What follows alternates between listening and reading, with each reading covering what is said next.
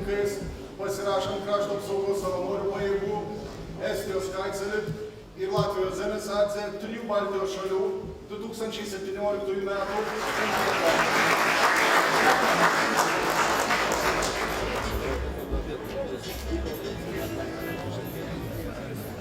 Savanoriškos krašto apsaugos pajėgos, kaip jos beapsivadino, dabar pakeistas pavadinimas, keitėsi užduotis, keitėsi vadai, visą laiką išliko tokios, kad bet kokią užduotį davus, žinojom, kad ji bus įvykdyta.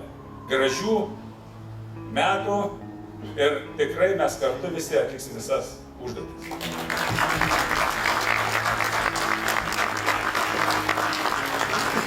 Skatina patriotiškumą darbovietėje ir palaiko pasiryžimą tarnauti kariuomenėje.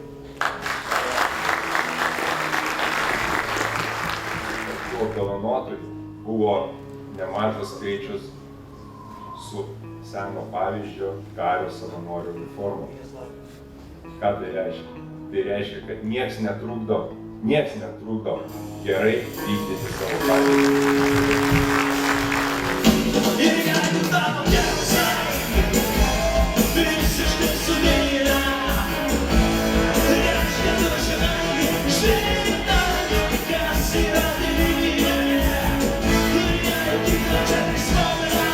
All we did was